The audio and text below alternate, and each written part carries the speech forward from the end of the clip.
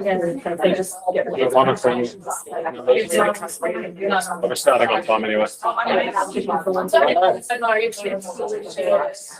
Thanks everyone for coming to the lunch and learn. I haven't managed to attend any of these yet, so hopefully I fit the bill. You can hear me okay online, everyone?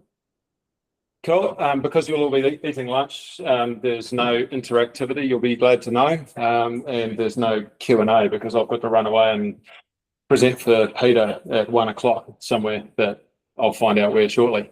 So what are we here to do today? We're here to talk about how we meet at GVG. I know it sounds like an awfully exciting topic to everyone, but in a people business, how we meet and meet effectively, because we're about collaboration when we're trying to achieve our results, is key to getting those results. So what do we want to achieve out of today? I want to present some thinking that I've done over a number of years in trying to become a student of running good meetings. And I underline that I'm a student. I'm certainly not a master. And it's like anything in life that requires mastery. You've got to keep working at it and you'll falter. And meetings are a dynamic thing. Some of them run really well. Some of them go off kilter, and some of them can fall flat, and some of them can go well. So hopefully, having some of these frameworks, you might be able to take one or two things away, and also some of the naming of meetings that you'll hear around GVG will become familiar. There will be a guide going out after this that we've put together how we run meetings at GVG. That'll reflect a lot of this, and I'll share the slideshow. So if some of the stuff I will skip through, but if you want to take it away, if you're running or attending meetings, you can jump back into this at a later date. So I'll pick right off. Problem with meetings. I'm sure if I asked anyone to put hands up, but you're holding your sandwiches and pies and whatnot, I won't ask you to do that, but I would almost guarantee that people would say that, yes, I've been in more than one or a number of meetings, often and maybe even recently, that lack purpose, and you sit in the meeting and you go, well, I don't really understand why I'm coming here. Or you're turning up to a meeting and you don't know why you're coming into that meeting or what the meeting's about. The meeting sort of has a bit of an identity crisis. It doesn't really know what its purpose is and what type of meeting it's there to do. You've got the wrong people in the room. Maybe you're an attendee. And you're sitting here and I'm getting no value out of this and I'm just part of the furniture, or there's no follow through. The meeting doesn't actually lead to an actionable outcome, and we're all about performance and getting outcomes. And I think a lot of us, if not most of us, sort of say I hate meetings. Meetings should be like a movie. There should be sort of something that's a little bit of action, and you should get something out of it. And if you're not, then the meeting's not purposeful. But you've got to ask, is the meeting the problem? Is it the fact that you don't really belong in that meeting, or is it the way that the execution's happening? So in stealing from Pat Lencioni, who wrote a book called Death by Meeting, he's categorised meetings into three types. And these can look different, whether they're in-person Zoom calls and even phone calls are a type of meeting. And I did look up the definition of a meeting, and it was a situation where two people are meeting to discuss or resolve something. So when you consider that as what a meeting is, it broadens it out. It doesn't need to be a cast of thousands. It doesn't need to be 4 hours long and an agenda that goes on 10 pages. It can be one thing over and done within a couple of minutes to resolve an issue. So we've got three types.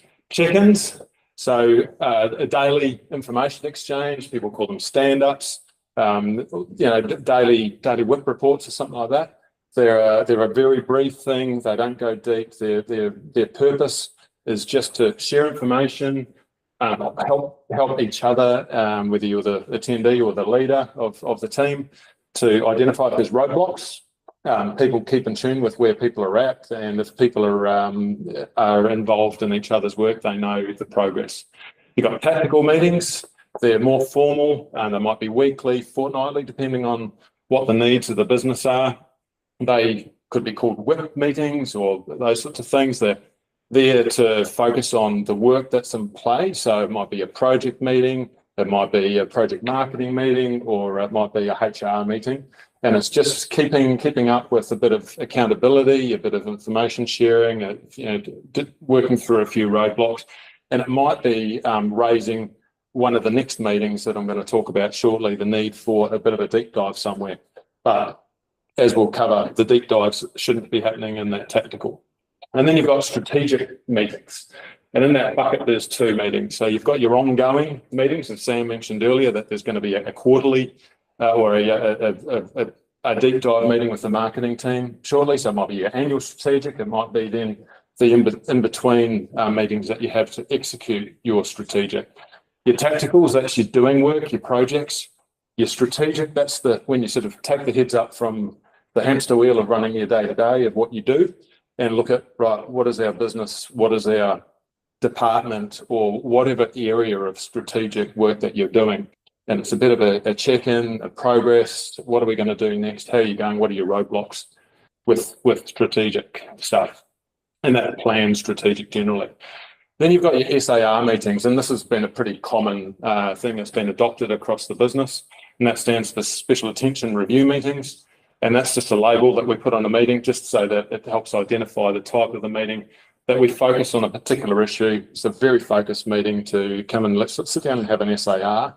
And the ability to have an SAR and knowing that that's the purpose helps you get through the tactical or the strategic to save going down rabbit holes. And you might have 6 people in a room and 2 people go down a rabbit hole where everyone starts looking around and looking at the cobwebs up in the corner and deciding that there needs to be some more cleaning done. So labeling meetings while we do it, it really helps, which we'll get to in the next slide, I think, to find the purpose. If you're sort of thinking, right, what type of meeting is this? It kind of helps focus into what are we trying to achieve here. And as I said down the bottom there, mixing these types of meetings is one of the number one things of meetings going bad or sucking, as has been said. Check-in meetings, I'll just touch briefly on this. I won't go through all these things. It's not relevant to every single team. Not every single team needs a daily stand-up. They might need 3 times a week stand-up. There might be such a cadence in between that you're always in each other's work, or you might have a team that just has people that independently work on things. They don't need to interact daily to give people updates just for the sake of catching up. That's what sitting around the lunch table or the water cooler or just having a bit of a chat in your downtime is for. So don't force it. This is not you must have a daily stand-up or you must have a check-in meeting. And there's a couple of items there that sort of help you outline whether that type of meeting would be beneficial for you. It's particularly helpful if people have got, if you find that you've got lots of people coming in and out of your door and you're having a lot of doorway discussions or a lot of phone calls and interruptions on a daily basis from people. Creating a meeting like that might not be with the whole team, but with a couple of your people, gives them a chance to say, well, rather than picking up the phone and interrupting, there's now space for this. So you can note that down and within a day we'll be catching up, or within a couple of days, and that's a place to bring that up rather than interrupting our workflow. Keeping meetings clean. So as I mentioned, one of the number one failures of meetings is when we mix types of meetings. So making sure that in a tactical meeting, someone raises a problem. That's the purpose of the meeting. Yes, you're updating on progress and whatnot. You say, hey, I've got a real issue here. We've got this going on. We need to resolve it. I'm sure we've all been in the meetings. Then that just segues off and we start burning time and 2 or 3 people talk about a particular issue and try and solve the world's problems in that tactical meeting. That would definitely be something to note in that meeting, but it'll be something that you say, right, we've identified there's a problem. You might be able to solve it in 30 seconds. It might just be a quick, hey, look, I just need a decision on this, decision made, done. Don't have a SAR for the sake of something that could be discussed. But if it's going to take the meeting off course, gets noted down in the minutes, gets made an action item that Bob, Jane and Lucy are going to go and have an SAR to try and resolve that issue. So that's an important role of the chair of the meeting to make sure that they pick that up. And they've got that vehicle now, because everyone knows what an SAR is, to say, hey, we'll have an SAR about that. That's something we can take offline. Important thing, and the chair's role in the meeting is one of the most important. Should always start at the start, restating the purpose and the outcome. There should be some some level, depending on the type and length of the meeting. You wouldn't go in and draft a 3-page purpose for a 15-minute meeting. It might just be, I need a meeting to discuss this topic, and then you have your 15 minutes and it's all one and done. But people should know what they're coming to the meeting for. Even if they have got an agenda, even if we do these meetings every week, it helps to just redefine what is the purpose of this meeting and what do we want to get at the end of it. So what's the value we want to get out that says, yeah, the meeting was good. So purpose and outcome. What's the specific problem if we're having an SAR? Hey, this is a tactical. So we're here to talk about work and play and anything that we need to go deep diving on, we'll note down and create an SAR. And it just helps put a few guardrails up the side, and this is what we're going to use this meeting for. And anything that takes a bit of time, we'll take offline. What does success look like for your various type of meetings? Well, you have a decision, you have a recommendation, or you have an action list with an agreed pathway forward to resolve things. You're generally not going to solve most of the problems in a meeting. It's just coming to identify the problems that have to be solved and make a decision or a pathway forward. This will get a little bit repetitive through this presentation, I guess. Next one, inviting the right people. We've all been meetings where people just invite a cast of thousands because they think everyone wants to know. Do they need to contribute to the outcome if they're a stakeholder that has a vested interest or can really contribute to solving the problem or to identifying a solution? They definitely should be in the room. Do they just need the information? Do we need to take them on the journey, or do they just need to know the destination? If they just need the information, maybe providing them with the document that comes out the end of it. Once we've gone through the meeting or meetings, can they get the minutes or the meet recording through Gemini and get the download from that? Or can someone that's representing the team or that area relay the outcomes and the information that came out in a couple of succinct bullet points in their tactical the following week? And are they representing a team? So are they there to represent someone else's interests? Just make sure that you've got the right person. If there's some decisions to make, that they've got the authority to make the decision, and that they've got the background to provide actual meaningful contributions. If they have a possible interest, and I think we've all been guilty of this, so that person might need to know, so I'll just click everyone into this meeting that they're part of that team. So I'll just bring everyone here just in case they want to know. Maybe don't invite them, or if you think they just might be interested, you can use the Google function, the Google calendars to make them optional. And that's saying, hey, I don't expect you to come, but I'm just letting you know this happens so you don't get your nose out of joint because you weren't involved. At the end of the day, big meetings generally lead to a high risk of going off track. You've got three to five people around a table to try and resolve things. You're going to have a much tidier meeting and have less chance of segues. The meeting owner's responsibility, or the chair. So it's someone essentially owns every meeting. For a tactical, it might be the team lead. For an SAR, it could be anyone, whoever's brought that or been delegated to bring that item to the fore. As we've stated, stating the purpose and the outcome from the start, you've got to keep the group moving and make sure that you keep those guardrails up and just allow enough conversation to happen, maybe to resolve something, but when you see that it's not going to be resolved quickly, pull it back onto line, redirecting those rabbit holes. Important to make sure you haven't got the dominant people in the room taking all of the oxygen. Make sure that you give the opportunity to some people that might be a little less willing to contribute, and try and encourage all-round involvement, because we want all the ideas from everyone and the questions from everyone, because you might have the idea, you might have some dissension, or you might just have people that don't quite understand, but they're not willing to say. On the outcome side, capturing the actions and making sure that those actions have a clear, definitive next steps pathway. This person needs to do this and complete or report back at this time, and put that on an action list, which should be the most meaningful thing that comes out of the meeting. And then at the end of the day, close and do a bit of a recap. You don't need to run through your whole action list. You can just say, hey, there's the action list that's going to come out after the meeting. Make sure everyone does that. But you might cover the key decisions, anything that's urgent, just to put a bit of a line underneath it. And importantly, the chair coming into the meeting sets the tone. If they're organised, if they're bringing energy and they're on focus, then it's more likely that everyone else is going to be focused as well. As I mentioned, bringing the energy. So there's a couple of things in the guide and down the side there that I won't run through that just back this up. But there's been studies done in science that actually show that bringing energy to a meeting and the chair getting the meeting off to a good start and bringing a positive energy and momentum and cadence is going to get that, it'll emanate off everyone else. It's making sure that you get the focus, connecting the why, that you're present and focused. I'll be worried if the person chairing a meeting wasn't fully focused. Having a bit of prep, just making sure that right, you know why you're here. I'm a great one, and today is a great example of sort of quickly running into a meeting. You just got to take that time to reset. That's only a 60-second thing, right? Know where I'm at. Don't run straight into the next thing. So I'll test myself on that one and the next one.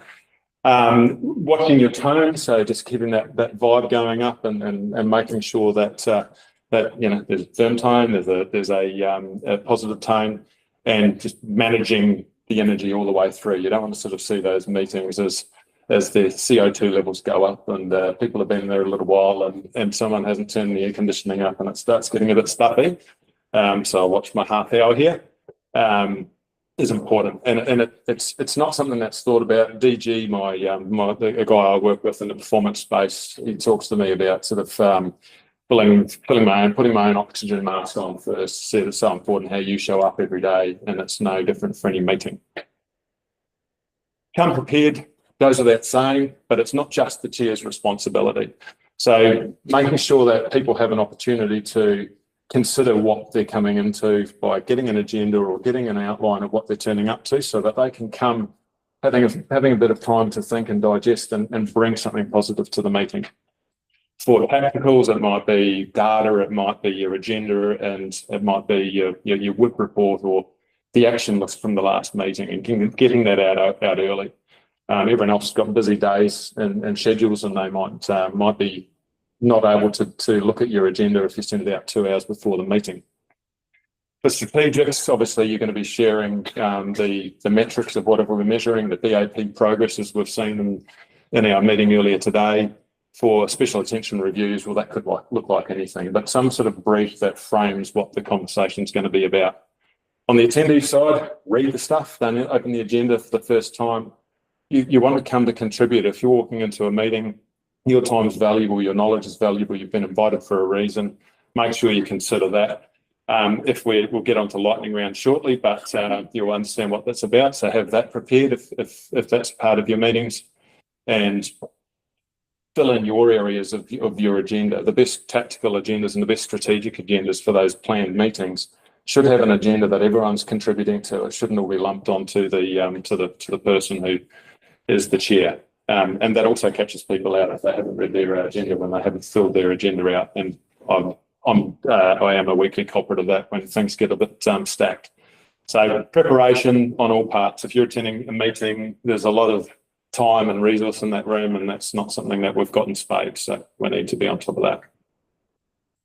So I talked about a lightning round. Now this is something that's a bit of an optional thing, but it can be quite a good thing to help bring the energy to a tactical in particular. I wouldn't recommend it for a stand-up, because that's kind of what a stand-up is for. But what a lightning round does is it gives everyone a chance to speak early, so everyone has to pipe up and have their chance to contribute. It's also a great way of saving a whole lot of the agenda items of some of the updates and things. So you're talking about, what am I working on over the next week or fortnight? What are the obstacles and challenges that are in my way? So what are my roadblocks? So you have to stop and think about what that is, quickly get those out. And as a meeting chair or as a team leader, I'm often going through these, writing a few things down that actually end up being brought up later in the agenda. And what are the quick wins? So getting a positive spin on it, but also your quick wins would hopefully lead off the previous lightning round's current priorities. And if you've run through that, it gives the rest of the team a bit of an insight into what's going on. And I was sorry to name names, but I was in Paul's office before, and I got a good insight into what Jodie's world's going to be like over the next few weeks. And I just know that now. It's like it didn't need to be said in a great amount of time, but it's good to have a bit of a ability to have empathy for the rest of your team members. Important during those, no interruptions. So if someone says something and it might trigger a question, write it down, bring it up in the agenda later on. Let everyone have their space. It is 90 seconds each, so by the time you've run through 5 people, that's taken up a little bit of the meeting, but it can be a really good momentum starter for a meeting.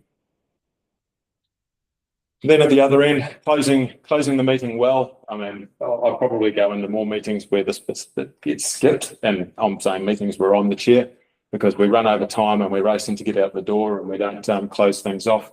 But just doing a quick recap on what was decided and what the next steps are, who owns what and when, and just it's a bit like the purpose. We all know that we've got to check our action list, but it's a bit of a call to action to everyone just to say, hey, get onto your action list and I'll get these meeting minutes out after this meeting. Get onto your action list items. It's saying, it's stating something that you might not do if you just sent the minutes out and then you get busy and then you pull out the minutes and the action list from the last item an hour before the next meeting. No one would do that, of course. What's next to follow on, and just any quick check-ins. That alignment check is important, because you might have had someone who's been sitting there that had a question they didn't quite understand, or they didn't agree, and we moved on to the next topic too quickly, and they didn't put up their hand, and they thought they'd have the opportunity, and before they know it, it's off and done. Just that last thing, hey, is there anything that anyone's got that concerns or things that we've covered that you want to raise? It just gives that last chance for someone to get that burning question out there before you just sort of wrap it all up and bugger off. So just make sure you end with clarity. What comes next? Follow up. So we have a meeting for a purpose. If there's no reason to follow up, it might have all been wrapped up there, but there will be something that has to be an artifact from that meeting and documented no matter what. So there's a couple of common things. You might add something onto your BAP. A meeting minutes are not a to-do list. They're a record of what was said. The actions happen somewhere else. So if we want to circle back in the next tactical, it'll be in the action list, and that's how we make sure it happens. It could be something that says, right, Bob will put that item on as BAP, so that's where that's going to be controlled, so that we can decide in the meeting that's the action, and we know that it's not going to get forgotten. The action list, obviously, for the meeting, that should be the next starting point for the following meeting, where you just go through the actions. Everyone's informed. We know things are done. Things don't get forgotten. Or a work plan. You might have your sort of your work in progress plan that could look different for project teams or project marketing teams. That's all relative to what your department's needs are. So every follow up must capture what needs to happen, by when, and who's going to own it. And just people will say, oh, we've got to do that. As the chair, just go and say, so do we want to raise an SAR for that, or are you going to do that, or we'll put that down as an action item. And it's it sounds like an easy thing to do, but you'll be surprised how many things get said during a meeting that says, oh yeah, we've got to do this. Just make sure you call it out and lock it down, so that it doesn't come one of these reoccurring things that we're gonna. We actually get it done. Meeting cadences at GVG, I'm not going to run through all of these, but for those who are going to come out of this meeting, hopefully, and be inspired to go through and review, and I know Sam, thanks for the shout out in the SLT meeting before, that he's going to run through and review the meeting cadences at GVG in the marketing and sales department. But have a look at these and see how these can work for you. We don't want to have meetings that don't need to happen. But we want to make sure that we have meaningful, tight, concise, purposeful meetings for what does. And you can see some of the meetings are things that get baked into the process, like your PAS meetings. Some of them are things that are ad hoc and what I've been talking about earlier. So in a bit of summing up, 7 habits for good meetings. Coming prepared, that's on the chair's side. Setting the agenda, getting the pre-reading out. For the attendees, reviewing it before you walk in. Know what type, just think, right, is this this one or that one or that one?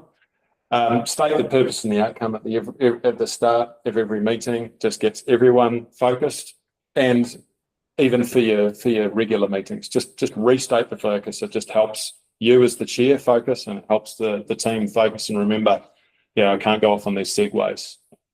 Inviting the right people, and on the flip side, if you're being invited and you don't think you're the right person, put your hand up. Don't just rock up, because our time's precious, and sitting there twiddling your thumbs when you think that you might get everything you need out of a Meet Gemini list or the minutes. That's fine, or feedback from your peers that are already attending the meeting. Stay in our lane. So we want to make sure that the meeting stays within those guardrails, doesn't veer off course. Just close nice, tight and clean. Hey, we should have had an outcome that we wanted to meet. So when you come back to the end, what did we say the outcome was that we wanted to achieve? Make sure that we've achieved that. And then the follow-up. Don't make the meeting a whole lot of talk fest that you just turn up again in a month or 2 weeks' time and go through it all again, because that can be pretty frustrating for people who attend meetings when you just have meetings for meeting's sake and you're just regurgitating the same thing time and time again. A few things just worth keeping in mind. There's some practical tips. Choose the right tool. Anyone who knows me knows that I've got a love-hate relationship with emails. So I'm a good one for sending a good email, and I also hate them at the same time. A 15-minute SAR catch-up can resolve what an email chain could take weeks to resolve. And I don't just mean in time that it takes for the email tennis to happen over a week. It's the time that it takes to write it, get the tone right, get everything clear, make sure you're saying what you need to, and then someone digests it, goes and consults, comes back, sends the email, and there's backwards and forwards. It's the actual duration of when it gets to resolve as well. Remembering that an email is not a discussion. Hey, we're talking about collaboration here. An email is an exchange of information or an outcome. They certainly can be useful for the right thing. That's why you choose the right tool. But they take time to write, read, send, digest, and get the tone right. If it needs discussion, if it's a two-way thing, just consider whether it's better having a meeting, or you might be able to, if it's a quick thing, you might be able to resolve it in one of those other meetings. Remember the right top there, first meetings will take longer. So we've found this in some meetings that we've been instilling across the business. The first ones run even an hour over. Because everyone comes to this first meeting and they've got their big lists of everything they haven't resolved, and they fill the agendas up with all this stuff. Once we get into a cadence, that big baggage, banked up list of things will slowly get less and less. So don't get despondent. Just refine your meetings. Don't set and forget your agendas. You put out an agenda. The agenda won't quite work for you. Change up the agenda, change up the focus, give some feedback back to the chair or the chair to the attendees and say that wasn't really the thing for the meeting, just tighten it up next time, or present a dashboard. So just give some time. Don't give up after the first meeting, and when it inevitably was set for an hour and it takes an hour and a half. You don't have to fill the space. So if you're an attendee and you haven't got anything to say, if you're just agreeing, don't feel you need to just fill a bit more CO2 into the room by having something to say. There's no expectation to speak if you haven't got something to say, or if it's just an agreement, you can just say so. And diagnose before you abandon. If a meeting is not delivering it, before you cancel it, consider, is it the content? Is it the focus of the meeting? Was it the execution that was the problem? Or should I just not have been there at all? Was I the wrong person to be in that meeting? Am I not getting value? So just make sure that, hey, is it the meeting that sucks, or is it the need for the meeting is not there? So obviously the goal is never more meetings. It's more focused and productive meetings with hopefully less people.